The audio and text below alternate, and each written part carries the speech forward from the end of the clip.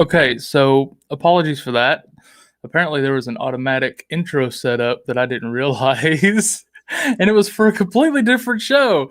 So, and I didn't know how to stop it in the middle of it.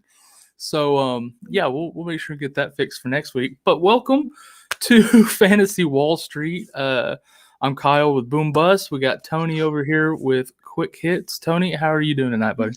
Good. How are you doing, Kyle? Good to see you. Good to see you too, man. I'm ready to dig into some of this stuff here. We got lots and lots of let's see, I gotta save this real quick. Got lots of players that people have been asking about, lots of players people are curious about, and gonna get some of your thoughts on what we should do with some of these players. Hey Ben, welcome.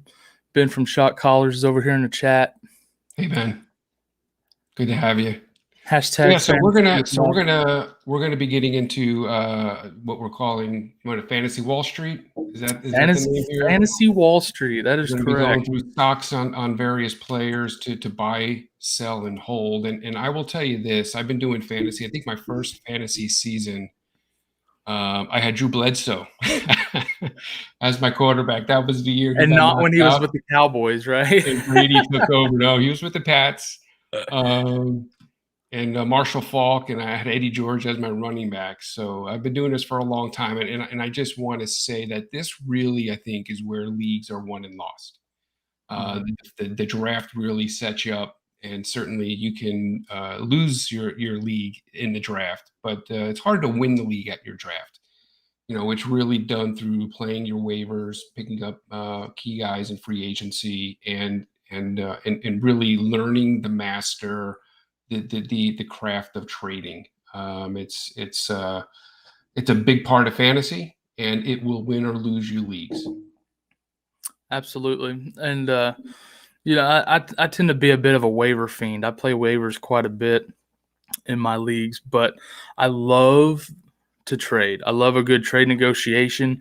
Even if nothing comes out of it, I just enjoy talking trades. Some years, especially like this year, there's some players with values out of whack. Makes trading a little more difficult.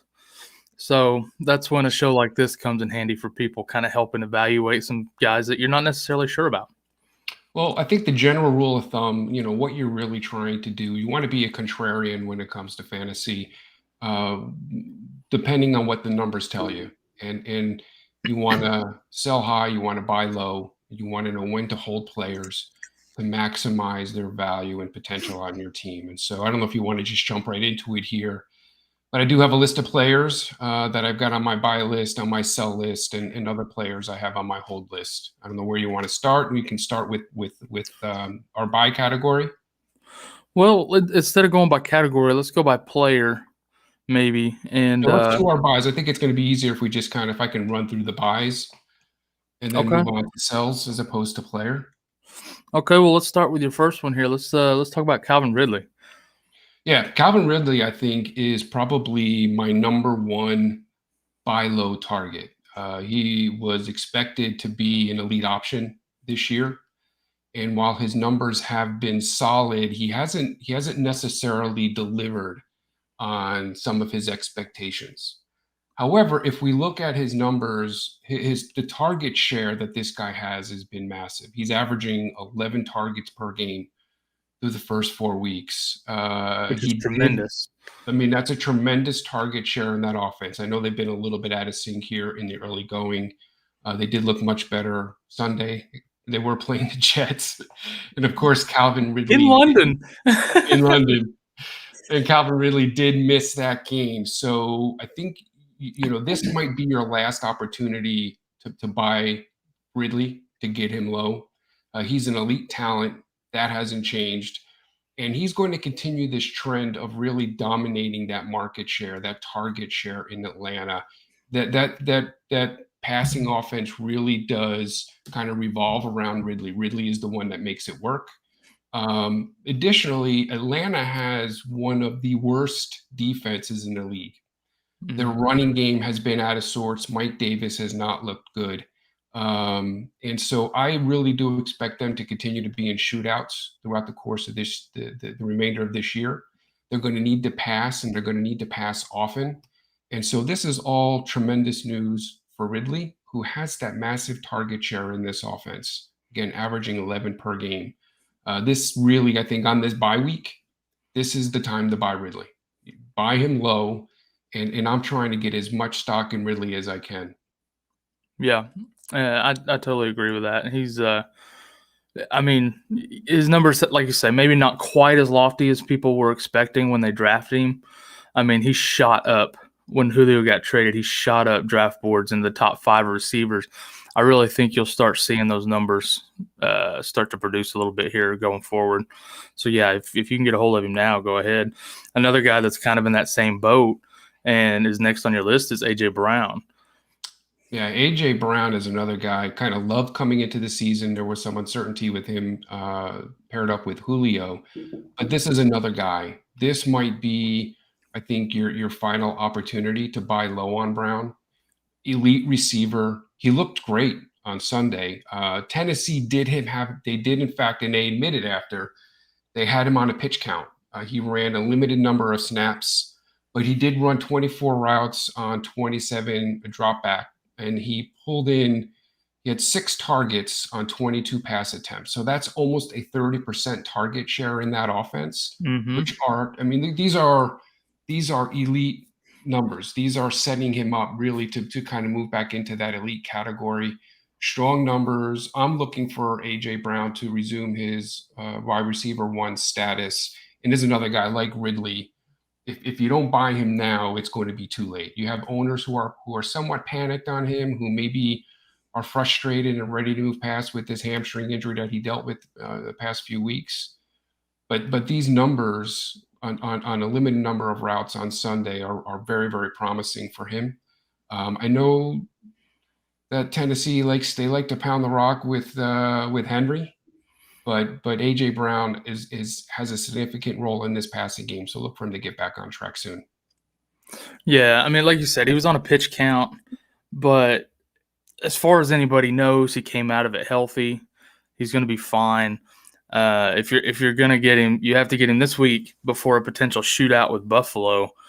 I could really see them throwing a little bit more this week. So, and I believe they play Monday night, right? Tennessee and Buffalo. They do play Monday night, but I know he was at practice today. They were running individual drills. Julio was also back in practice today, which is good news for Julio owners. Yeah, but this is a great opportunity, I think, to buy low on A.J. Brown. Again, it might be your last opportunity to do that. Sprint. Do not jog or walk to buy A.J. Brown. I think I've got Calvin Ridley really kind of in that kind of that upper tier. Mm-hmm. He's definitely my number 1 buy. So we're selling heavy, or we're buying heavy over at Quick Hits in Calvin Ridley. But A.J. Brown is not too far a distant second. I agree. Someone who's in a little bit different situation, what are we thinking with DK Metcalf with Russell Wilson's injury? Yeah, DK Metcalf. It's interesting with this Russell injury that there are many DK owners out there that are panicked, and I want to tell you one of the biggest rules in fantasy football: don't panic. Yeah, exactly. Figure out where the opportunity is, and there might be an opportunity for you to capitalize on one of these owners who panic with DK, and you want to buy him. He's going to be, I think, a real beneficiary of Geno Smith needing a larger target. Someone safety blanket, right? What's that? Safety blanket. 100%. Carson's banged up with that neck. I don't know how much they're going to be able to lean on Alex Collins. Carson may or may not be healthy this week, but I expect him to kind of, be falling in and out of injuries throughout the course of the year. Seems like that's been Carson's history. Absolutely. He is that security blanket. And unlike Lockett, now, if you're a Lockett owner, I'm panicked because Lockett is, his receiving game really is more of a timing type. He's more of a timing type receiver. He's got things really kind of honed in with Russell Wilson. Geno Smith is not that same type of quarterback. He's not going to be able to drop dimes and kind of step right into a role. where he can manage that timing game like Russell Wilson has been. DK Metcalf is a different type of receiver. And if you watch that game last Thursday, he really was looking DK's way quite a bit. He did have that touchdown pass in the fourth quarter. But I do see them leaning more on the passing game here with Carson banged up. And another thing, too, is DK has a tremendous fantasy schedule. His schedule looks really, really good coming up here in the upcoming weeks and through those fantasy playoffs. So I expect DK to maybe drop a peg or two, but I think that's worst case scenario. I've got a lot of faith in DK based on his numbers, based on the receiver he is, the type of game they operate there. They're going to have to lean on this guy. So buy DK Metcalf if you can find an owner who's panicked on him. Yeah, I'm definitely hanging on to him in leagues I've got him in, as you know. So, Tyler Lockett is on your sell list. So I wondered if you would kind of link over to him there in that. Yeah, in that discussion with Metcalf, because Lockett's a timing receiver. So that's very different. He's a very different receiver. He spreads the field. He takes the top off the defense. Geno Smith is just not that type of quarterback who's going to be able to drop dimes with him all over the field in that passing game. And if you watch that game, the interception that Geno threw at the end of the game was a pass that was intended for Tyler Lockett. So I think Tyler Lockett may have some value, but you want to squeeze that value out of him now while you can. So he's definitely one of those guys on my sell list. And Tyler Lockett already is more of a boom or bust type receiver. He's the type of guy who can win you some weeks and lose you some weeks. Yep. I just don't see him being consistent. He's going to have a very, very low floor, and his ceiling is significantly lower without Russell Wilson. So I would be selling Lockett now before people realize. Yep, I completely agree with that. Let's change gears here a little bit. On your buy list next, you have Darren Waller for the Raiders. Any concerns there with the coaching change, or you not at all? No, not at all. I think the coaching change might actually be good for Waller because they seem to have shifted a little bit in terms of wanting to spread the ball a little bit with these younger receivers. And with Renfro and Ruggs and Edwards, and so that passing game really works when it features Waller, and they use these other guys as drop offs or maybe two as outlet valves. Since week one, his numbers have not been that impressive if you look at his fantasy production. However, he is still tight end 3 on the season. And he continues to command that strong target share. He's averaging almost 10 targets a game. He hasn't had less than 7 targets yet on the season. He is by far the most talented receiver on the Raiders roster. He's a matchup nightmare for opposing DBs. And I just don't see any worry about the loss of Gruden. I do expect him to capture even a larger target share. The opportunity and the talent is there. So I would buy him now if you can. And the types of guys that you might want to flip in maybe a combo deal for Waller are guys like Knox or Schultz.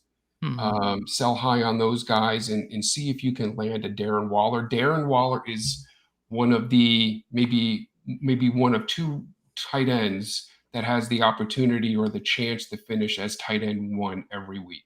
Him and Kelsey. Outside of him and Kelsey, I don't know that I put anybody else in that category who gives you that type of potential on a weekly basis. And 7 targets a game is a very strong target share.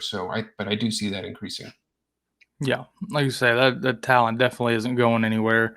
And I love me some tight ends. So I haven't found anybody selling a Darren Waller yet in any of my leagues, but I definitely have my eyes open at all times for a talent like that, for sure. Just over here real quick in the chat, jumping back to the A.J. Brown deal. Shot caller says he got A.J. Brown and Antonio Brown for Waddle and Tyson Williams 3 weeks ago. LOL. That is a big LOL. That's brilliant. Those are the types of deals that win leagues. yeah, you took advantage of some poor child, and now you're going to win your league because of it. So congratulations. All right, so let's touch on this last guy you got on your buy list here, CeeDee Lamb. Is it going to be like, I love CeeDee Lamb, obviously, very talented guy. His numbers have been good, so might be a little bit tough to buy on CeeDee Lamb. Well, weeks 3 and 4 were down a little bit, and Dallas does seem to be leaning more and more heavily on that running game. So you might find an owner who sees this as an opportunity to sell CeeDee Lamb, maybe a little bit nervous because of that 2-week stretch where he did not produce much in terms of fantasy. And so this could be a buy low opportunity for those who are looking to upgrade at the wide receiver position. Again, owners looking to flip him after a strong week 5. His value is still a bit reduced. And so when I say buy low, I don't necessarily mean that people are panicked and dumping him, but you can get him at a cheaper value than what he is really worth. He's got a tough matchup this week versus the Patriots. But after this week versus the Patriots, his remaining schedule is really, really soft. So maybe even wait this week. Let them, let this week 6 game play out. Let's see how he does versus the Patriots. If he has a down week versus the Patriots, this is the type of guy you want to swoop in and you want to get cheap. Super talented wide receiver, and it could be a rare opportunity to get him. He, believe it or not, for those who are not necessarily following the Dallas passing game, he's averaging almost 8 targets per game. Plus, don't forget, Schultz is getting more kind of recognition. Gallup is kind of in the wings waiting to come in. So you could find an owner out there who maybe is looking for an opportunity to move CeeDee Lamb, and you want to find that owner, and if you can get him, get him. Absolutely, yeah. Like I said, I love me some CeeDee Lamb. But you talk about the schedule. I mean, it's because he plays in like one of the worst divisions in the league. Yes. With New York, Washington, and Philly, who just can't stop the pass at all. So yeah, that schedule is definitely going to be beneficial. Listen to this. So when you're making these types of trades, you're not thinking about who's going to give me the best opportunity to win week 6 or win week 7. We're looking at the season as a whole. And so if you've got to have an eye towards the fantasy playoffs, because that's where you want to be. You want to be in the playoffs. His playoff stretch, and I'm just going to start week 14. He plays Washington, the Giants, Washington, Arizona. Washington is 30th against the pass, Giants 14th, Washington again 30, Arizona 19. So, those are the types of guys you want to get on your roster. For sure. Washington twice at the end of the season is incredible. That is incredible. All right, let's jump over to some sells here that you got. And let's start with, you've actually got a pair from the same team in Jamar Chase and Tyler Boyd. Yeah. So I think Chase is probably going to catch some people. That's going to turn some heads. When I threw, what's that? That had me scratching a little bit. I was curious to hear what you had to say about this one. Yeah. So let me start by saying that I love Chase. I actually I drafted him in my auction league. I got him very cheap in my auction league, and so I love Chase. And I don't necessarily think he's going to disappear, but his value right now, that's what we're talking about. His value right now is at an all-time high following this game on Sunday where he had 6 catches for 159 yards and a touchdown. Higgins was on a pitch count, so Higgins wasn't fully back into that starting rotation. So let me tell you what I would suggest you try to do with Chase. You're not going to just sell Chase. You're going to sell Chase, but you're going to get premium back for him. And let me tell you why you want to sell him. First off, he has a very, very tough remaining schedule. His schedule is brutal for receivers.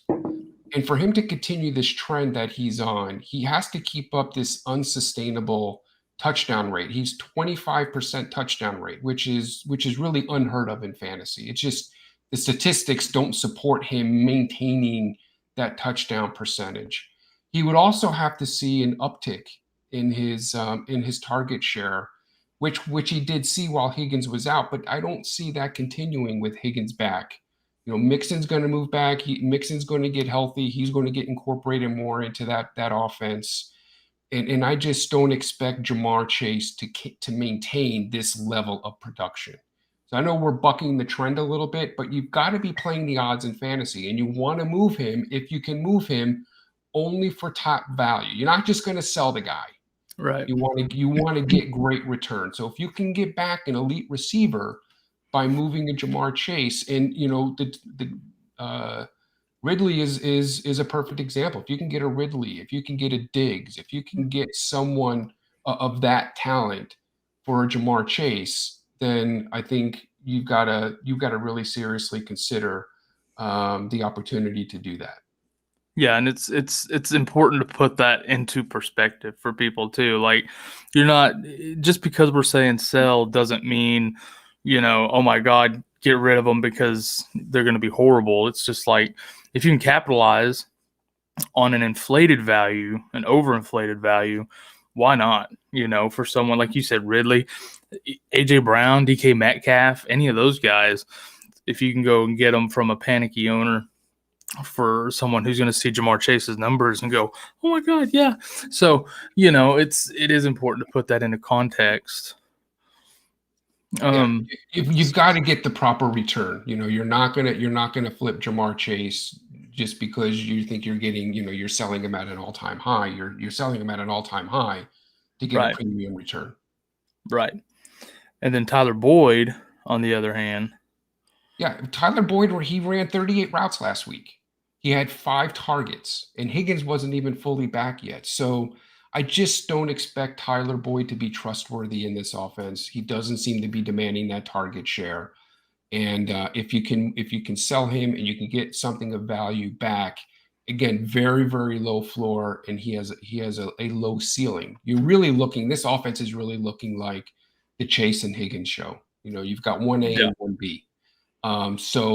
Kind of Cooper and Lamb in Dallas. It's kind of a basically. So I don't want Boyd on my roster. I don't trust him as a receiver. And if you can move him before Higgins comes back fully healthy, which he looks to this week, you're going to try and sell Boyd. Yeah. Again, and remember, the 38 routes run last week, 5 targets. That's not what you want. No, that's not very good at all. Real quick, I want to touch over here in the chat. Noah and Taggett Carp have a couple of questions, but we got a list of guys we're wanting to get through, and then at the end we can circle back and maybe touch on some questions. I don't want to break our momentum here to get into trades and things like that. So, just letting you guys know, like, I see your questions. We'll circle back after we get through what we need to get through here. You kind of touched on him just a little bit earlier. Tell us about Dalton Schultz. Yeah, Dalton Schultz, he's another guy. His value right now is at a season high. He's led the Cowboys in targets over the last 3 weeks 3, 4, and 5. But I just don't expect this trend to continue. It's a great buy low opportunity on both Cooper and Lamb. We have Gallup coming back any week now, and Dalton Schultz is exactly the type of guy that you can package together with a receiver.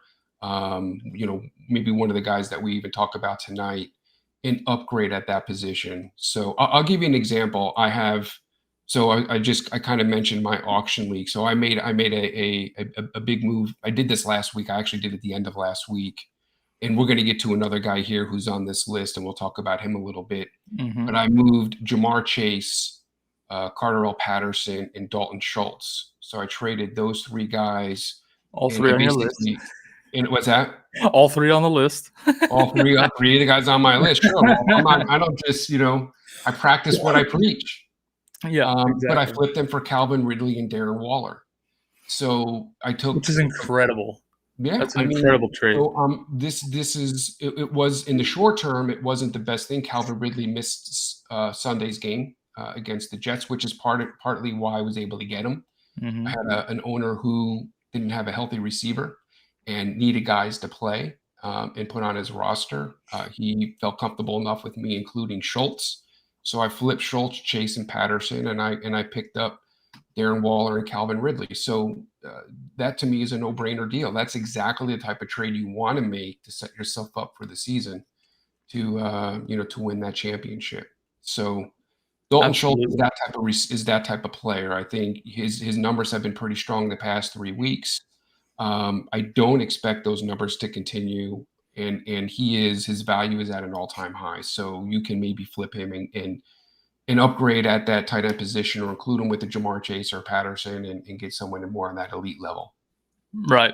Yeah, and I completely agree with that. As a Dallas fan, I watch every single game, and he has been throwing to him a lot, but it's a lot in the area where maybe Michael Gallup usually catches passes and things like that. Plus, you're seeing a lot. I mean, you're seeing Cedric Wilson, you're seeing Noah Brown, and of course CD and Cooper. So you're seeing all these guys. I think when Gallup comes back, you'll lose your shot to sell Schultz. And so I think, I completely agree with you. If you can flip him for something like that, absolutely go for it. Similar, like he's not on your list, but for me, Dawson Knox is another example of a guy that I think maybe had overinflated numbers. That if you can flip him for something, I would go for it. I don't think he's going to continue to produce that same way all season. It feels a little fluky because Josh Allen's never thrown to him that way before. In the past. So I don't think just all of a sudden Dawson Knox is some stud tight end, but if you can get something of value for him on the buy list, certainly I would try to flip him for that. I know I got off your list there for a little bit. No, that's good. No, Dawson Knox was actually one of the guys I contemplated putting on the list, but he's a guy, again, this last week, if you watch that game, all I remember seeing is Dawson Knox, but the guy only had 3 catches. He had 3 catches. One of them just happened to be a long touchdown. And a touchdown. So you want someone who's going to give you that high floor, high ceiling. And Dawson Knox isn't necessarily that guy. He's not going to be able to keep up this touchdown pace in this offense. So for him to have that touchdown rate moving forward, it's not, nothing is impossible, but it's highly unlikely. When you see very high touchdown numbers in very small targets or games or whatever, that's generally going to be very unsustainable, and those are typically going to be your sell high candidates. Right. Right. So you touched on him a little bit in your trade scenario there. Hit us with that Cordero Patterson. Yeah, I think he's another guy. I think his stock is at a peak. This is a guy who has been producing on a limited involvement in that offense. He's been highly efficient, but he's only on 23% of the snaps on that offense, and he has a much lower percentage of routes run.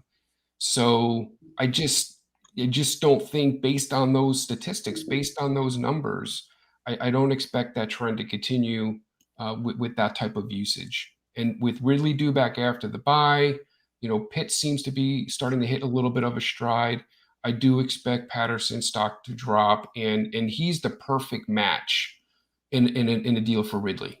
So part of how I made that deal in my league was I knew I wanted Ridley. I don't want to have both Ridley and Patterson. Right.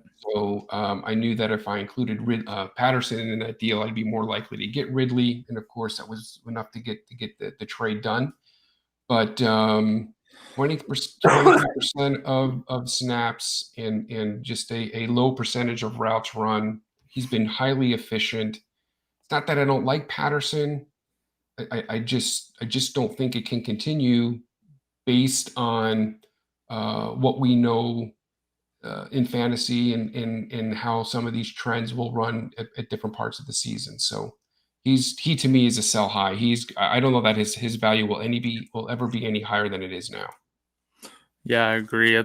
I think it's about as high as it's going to get. It's at a fever pitch. It is.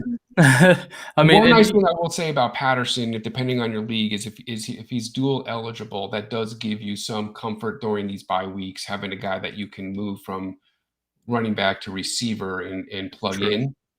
But that also adds to his lure, his value. So Yeah.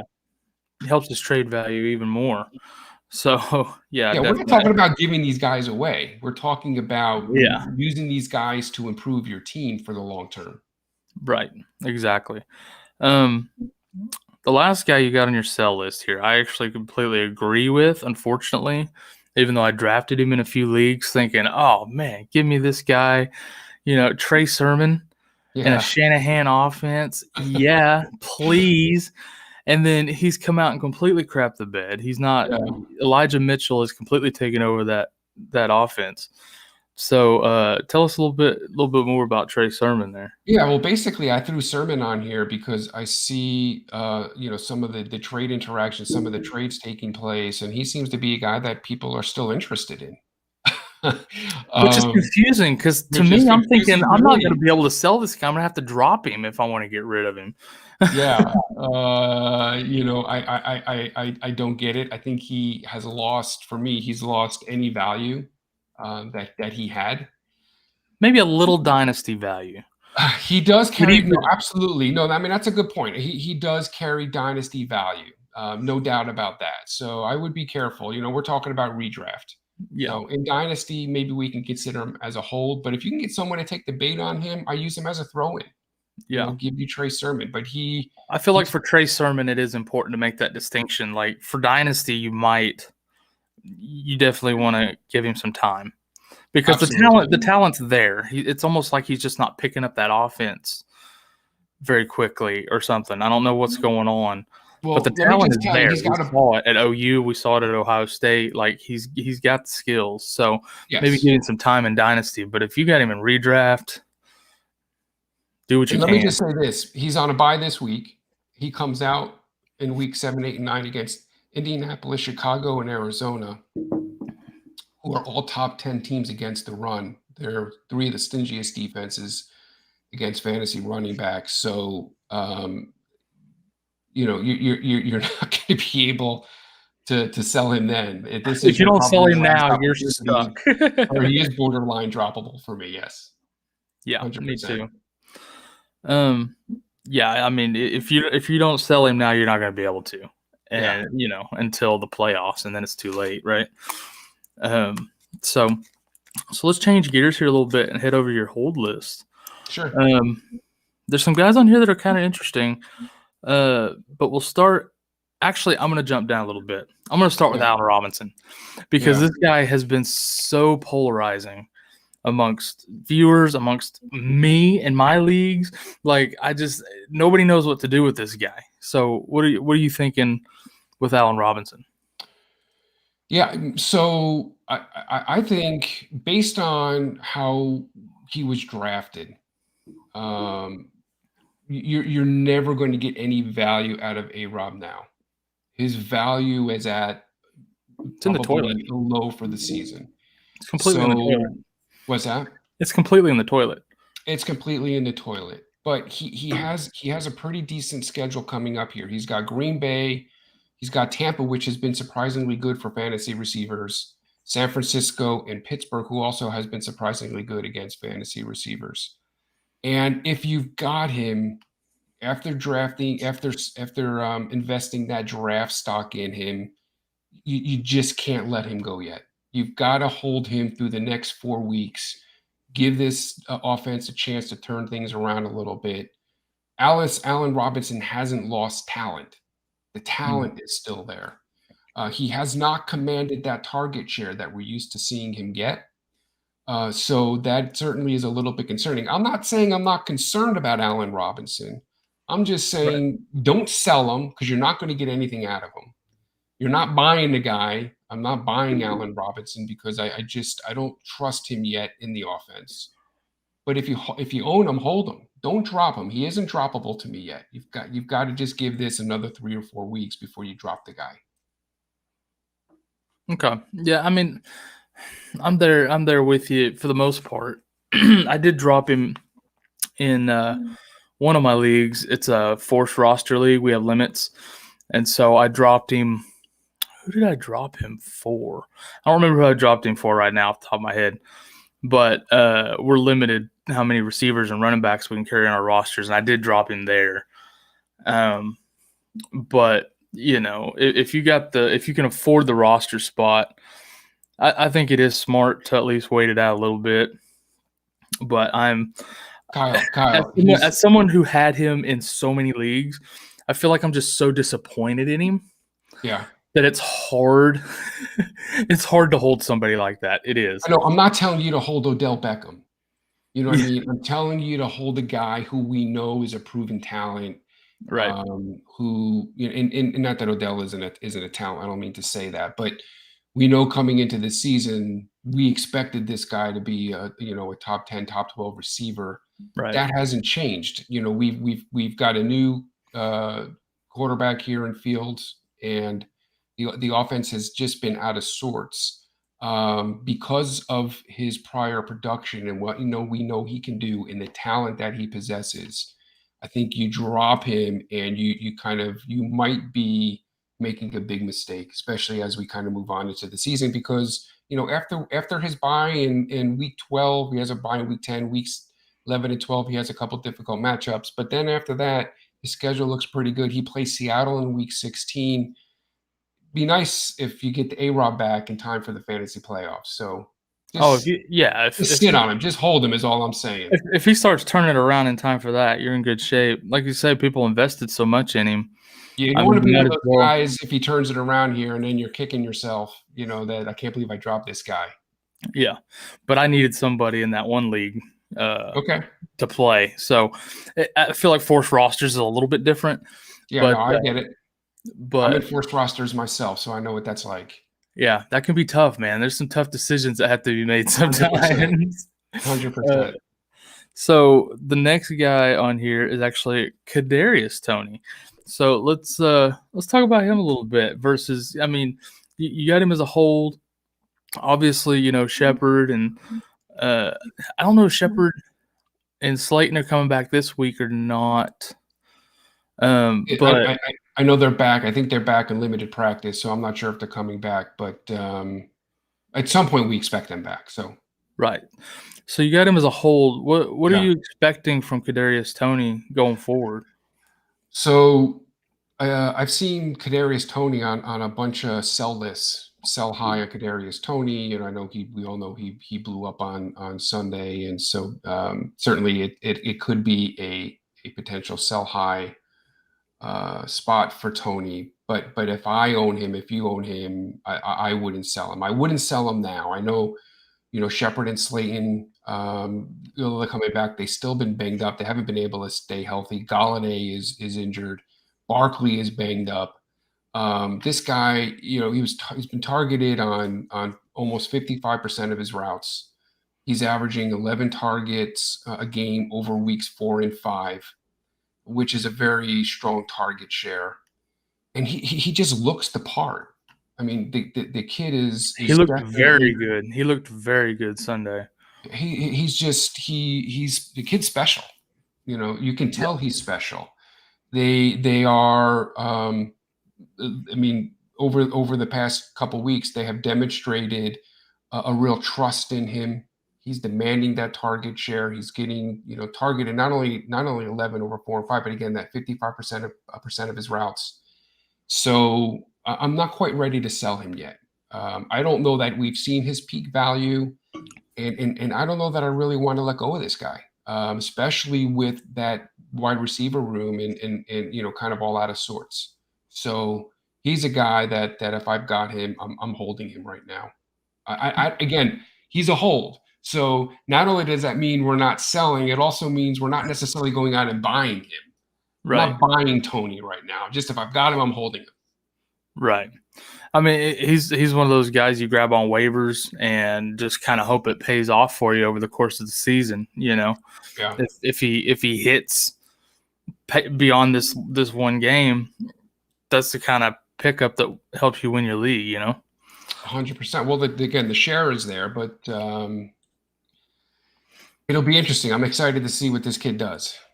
Yeah, and I do think it'll be better once Daniel Jones is back. Also, I'm not sure. I mean, Mike Glennon didn't look awful, Sunday in relief of Daniel Jones, but Daniel Jones will definitely bring his value up more when he's back. Well, I think they're saying that Daniel Jones, it looks like they're optimistic he's going to be back for Sunday. So I did read that. And again, looking ahead to these the fantasy playoffs, week 15, he plays Dallas. Yeah. Which, as we know, has one of the fantasy. That's who he just blew up against, right? So he just blew up against Dallas. So yeah, that's a fantastic matchup. Unless you're lined up across from Diggs, you're doing all right against Dallas. 100%. All right, so let's jump down here to one of the trio of mouths to feed in Pittsburgh, Chase Claypool. Yeah, well, Smith-Schuster's gone. Right? Smith-Schuster. Who did you call out? Chase Claypool. Yeah. Yeah. So, I think Claypool now is going to be an every down wide receiver. On just 50% of the snaps, he had 6 targets, which is a significant target share. You get him in on 100% of the snaps, and that doubles. You're talking about a double-digit target share. So Chase Claypool, to me, is a big-time hold. Again, when we're talking about holds, I'm not necessarily buying Claypool, not selling Claypool, but if you got him, hold this guy. Don't let him go. Did you see it different? No, I was just saying. Okay, I was just saying it was on the list. Yeah, but you're saying the trio. You're talking about him, Deontay, and I guess Juju. He got hurt, right? Juju's gone. Juju's season is over. Oh, he's out for the season? Yeah. Oh. Okay. Well, that's an oversight on my part. I'm a terrible host. I'm sorry. That was an oversight. I didn't think he was out for the season. Yeah, he underwent season-ending shoulder surgery. His season's done. Oh, well then I might be buying some Claypool. That's why you threw me when you said the trio. We said no trio. This guy's now an every down wide receiver. Okay, yeah, that changes things for me a little bit. I might put him towards the bottom of my buy list, maybe not big time changes things. Like I'm not gonna rush out and just give whatever I can for him, because Big Ben's not necessarily the best. That's the issue. Quarterback out there, so I'm not running to trade for him, but I wouldn't be opposed to acquiring him in a trade if I'm receiver needy then. Yeah, Ben limits his ceiling, but if you own Claypool, do not sell him. You're holding him. Yeah. So yeah, that was an oversight on my part. My bad. Didn't mean to throw you off there. That's okay. That's why I'm here. That's why you're the consummate professional, and I'm just the monkey over here trying to drive the bus. You're good. You're good. So the last guy we got on the hold list here, Rondell Moore. Tell us about. Yeah, Rondell Moore is kind of one of these guys who was on the waiver wire. This is a guy you want to claim. This is a guy who you don't want to. I've seen stuff all over the place on Rondell Moore.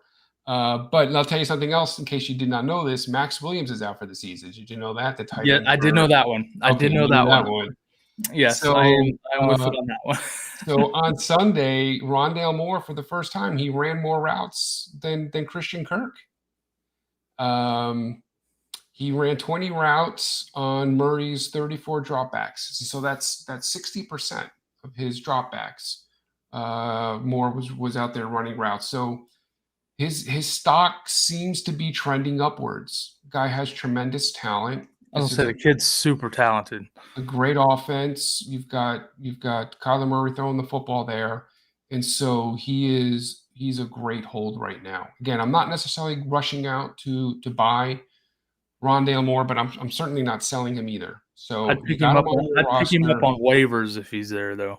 If he's on waivers, if he's on waivers, it's unlikely. I don't know what his waiver percentage is right now, but he's definitely. If he's on waivers, go get him. Absolutely. Yeah, I can't imagine he's available in too many leagues on waivers. I would agree with that. All right, so that's everybody we have on our list. Was there anybody you thought of as we're talking through these guys that kind of jumped to mind? Necessarily.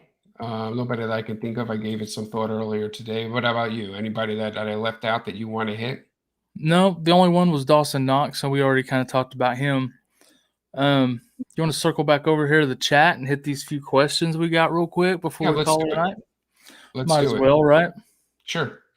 So Noah asks, do we want – whoops. Oh, there is DJ Moore or Mike Williams for the rest of the season?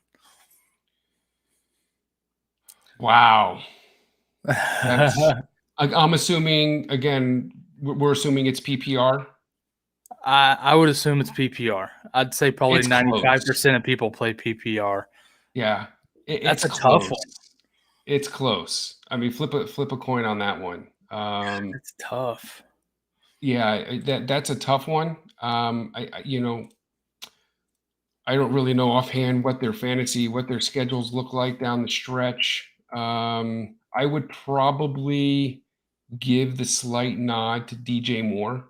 Yeah, I was thinking the same. Because he seems to be, without a doubt, the number one option there in Carolina.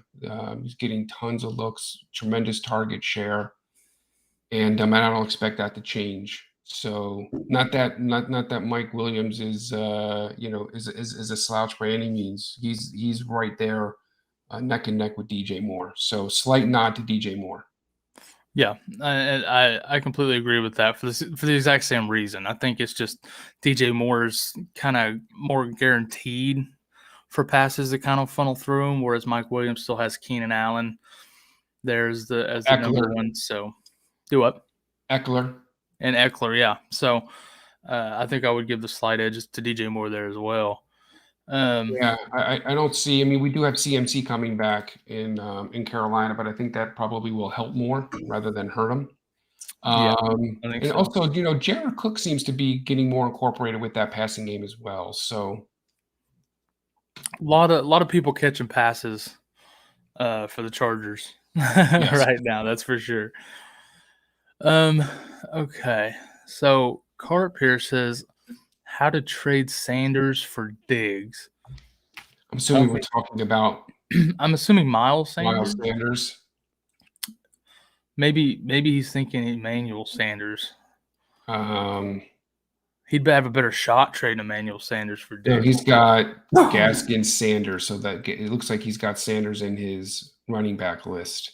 Yeah. Okay. So he's got Waller, Schultz, Damian Harris, Mike Davis, Fournette, Gaskin, Miles Sanders, Tyreek, Myers, Bateman.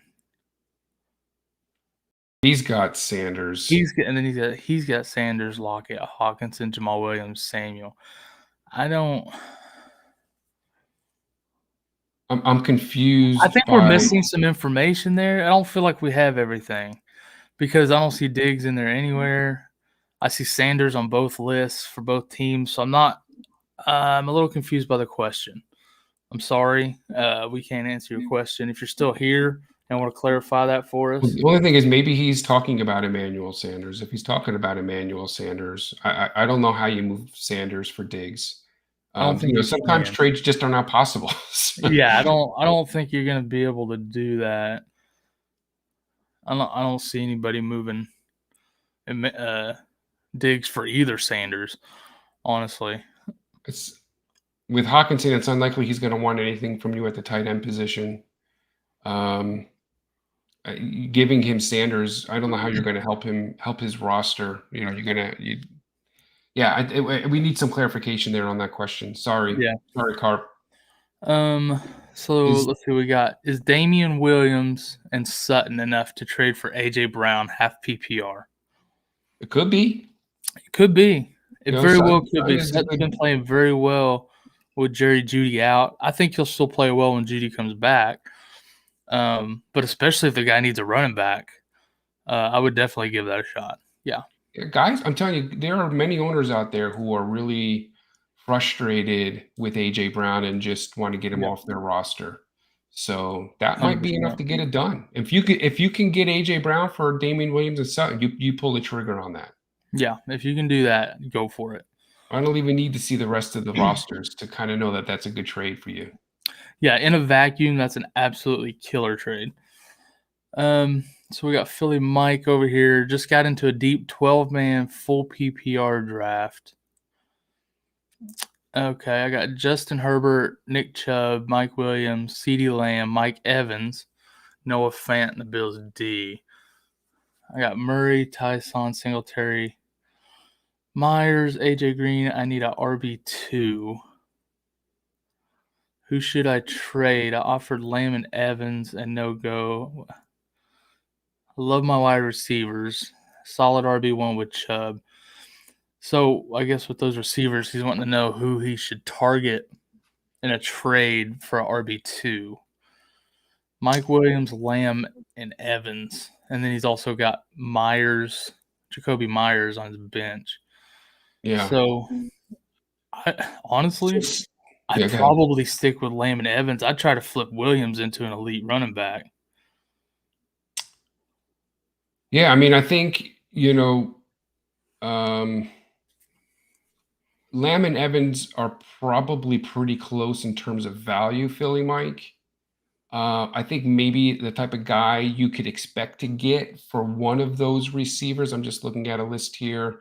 I would think of maybe like a Swift or a Henderson. I really like Henderson. I talked about him the other night, and I think Henderson's a good target. Mixon, maybe Henderson and Swift would kind of be two of the guys that I'd have on that list. Maybe even Mixon. I might try for a Mixon also. Yeah, Mixon's probably right in there as well. Somebody like that. I don't know if you can get a Gibson. Gibson might be out of reach, but they won't budge. You charge for them. Yeah, well, I mean those are the kind of guys you're gonna have to target for without seeing the whole league and all of their rosters and who they have. It's really difficult, but those are the kind of caliber guys I'd be trying to get with those guys. Yeah, I mean, you're going to have to wait for one of these guys like Latavius Murray, maybe Devin Singletary to have a good game. And I would try and package one of those guys up with a receiver and upgrade yourself at the running back position. You've got to find the right team to partner with. Guys aren't just going to give them if they don't need anything in terms of what you're offering. So if they don't need a receiver. Find a team who's receiver needy. Maybe look at here's a couple of things you can kind of really scan for them. You probably have done this already, but just a couple simple things. Look for teams who are receiver needy. Look for teams who have receivers coming up on a bye. Look for a team maybe that has receivers on the same bye, and you can kind of help them in a pinch by getting them another receiver that they can play. Those types of things. Maybe guys who are injured, guys who have not been producing, and Lamb and Evans are nice, so there's nothing wrong with either one of those receivers. They do have value, so you should be able to move one or both of them. Yeah, no, Philly, you don't have to move. You don't have to move Mike Williams out of that stack. I was just saying he has the most value. Probably you'd be able to get the best running back for him. Is all I was saying. But I mean that's up to you which one you trade. They all three have good value. I like the stack too, Philly Mike. I'm with you on the stack. I'm all about the stacks. Yeah, I like the stacks also. I was just saying he probably has the most value to get to the best running back. But yeah, you can trade, like I say, any three of those guys is going to be primo and a trade for a running back if you can find the right team that needs a receiver. Yeah, I mean, kind of. Well, I don't know if you want to do that. I was going to say, again, I'm thinking Mike Williams. Maybe you can move him for Eckler, because you give him to a guy who has Eckler, he's not going to want to have both receiver and running back, but that would give you both the quarterback and the running back. And that's, in this case, it's not necessarily a bad thing, but he would definitely be a nice get. That's probably a bit of a stretch. You're going to have to add to. That's going to be a tough get. That's going to be a tough get.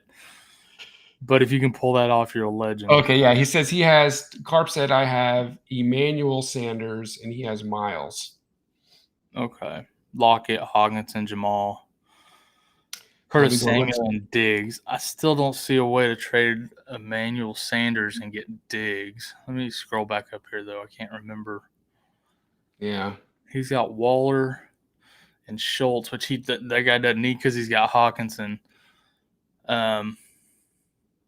He's got Damian Harris, Mike Davis, and Fournette.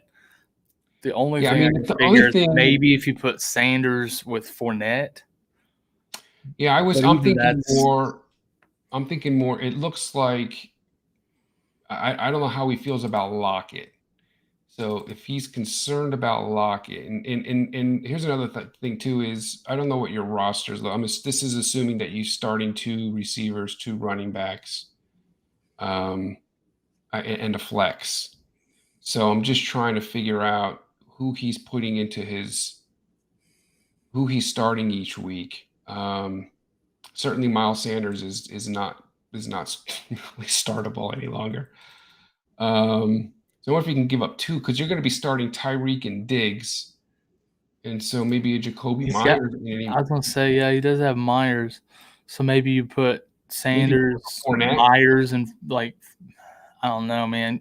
Because if you trade one of those running backs, you're not going to have any running backs. Those running backs are tough. But if you want Diggs, you're going to have to put Fournette in there, I think. Yeah, it's going to be a tough get to get Diggs based on because he needs that running back. His roster needs that running back that you're trading with. So Fournette, along with Sanders and maybe even Myers or something like that, is what it's going to take to get Diggs. Why are you not looking at upgrading your running backs? Yeah, I'd be looking there. I mean, you've got Tyreek, Sanders, and Jacoby Myers has been a solid start. So you've got 3 startable receivers. You've got a 1, 2, and 3 here. Maybe figure out a way to upgrade your package Schultz and with a tight end needy team, and maybe give up one of these running backs. Flip Gaskin now if he came up that 10-catch game on Sunday. Yeah, sell high on Gaskin. And Gaskin and upgrade. I mean Schultz and Gaskin and upgrade your running back. Yeah, I like that idea of selling high on Gaskin. Alex comes in here. He says Packers, Rams, or Cowboys D. I'm assuming he means this week. I'm going to go with the Rams. They're playing the Giants. 100%. So, yeah, definitely go with the Rams on that one. Yeah, 100%. Yeah, you're going to want the Rams. That team's banged up. The Giants team is banged up. You want to rank them? Don't have any skill guys healthy except Kadarius Tony. So, well, I mean, Shepard and Slayton are probably coming back this week, but I mean, they still are going to have possibly Glennon. Let me just say this real quick. I would say if you have a choice, let me help you this way too. If you have to make a choice between these 3 teams, let me at least eliminate one for you, and I would eliminate the Packers. Yeah. I would make it between the Rams and the Cowboys. Definitely between those. The Rams 2 are at New York Giants, and the Cowboys are at New England. And New England has been very, very favorable. Have been very good for opposing defenses. And the Cowboys have been playing good D. Yeah. On as far as turnovers and things like that you want for your fantasy defense, even if they let teams rack up some passing yards. But the Packers against Chicago, I'm not sure I would touch that. Looks like we're out wrapping of questions. Yeah, we're out of questions. So I guess let's go ahead and wrap this up for tonight. I feel like it was had a really good debut episode of Wall Street here. I really enjoyed it. Thanks for being here with me. No, it was great being here with you, and I certainly enjoyed our premiere episode here. I did too, man. This was fun. I was definitely looking forward to this before I got sick, and it just didn't work out before that. So I'm glad we're able to circle back around now. Again, I apologize for the wonky intro at the beginning because I accidentally set something up that I didn't mean to, but otherwise went off without a hitch. Tony, I appreciate you, buddy, and everybody else. We will see you next Wednesday at 10 o'clock Central for Week 7 Fantasy Wall Street. So I'll see everybody next time. Thanks, Kyle. Thanks, everyone. Thanks for your support.